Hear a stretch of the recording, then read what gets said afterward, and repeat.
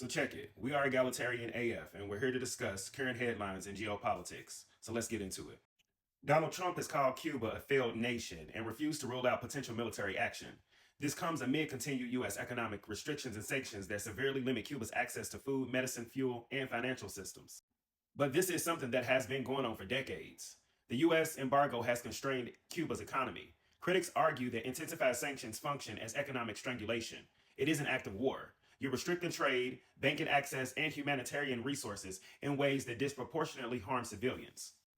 You see, economic warfare is a form of imperial pressure. Starvation and scarcity are often political tools, not accidents. Free Cuba. So this man, LeBron James, is facing criticism after stating he has heard nothing but great things about Israel. At a time when global human rights organizations continue documenting mass civilian casualties in Gaza, it's an ongoing genocide, LeBron. Are you unaware? Meanwhile, Kyrie Irving has repeatedly spoken out in support of Palestinian civilians and against what he describes as the genocide in Gaza. This contrast highlights how celebrity platforms shape public perception. Silence, neutrality, or praise during documenting mass suffering is political, whether you think so or not, even when it's framed as apolitical. Cultural influence often protects power structures, while dissenting voices face scrutiny. Entertainment, corporate sponsorships, and geopolitical alliances are deeply intertwined. Capitalism rewards alignment with dominant power narratives. That's the name of the game. ICE was established in 2003 under the Department of Homeland Security following the 9/11 attacks. This was during the George W. Bush administration, and it happened with bipartisan congressional support. Many Democrats voted in favor of this legislation that created the DHS, which included ICE. This is an important context because the expansion of the surveillance state, border militarization, and deportation infrastructure has not been the project of just one party alone. It has been sustained across administrations.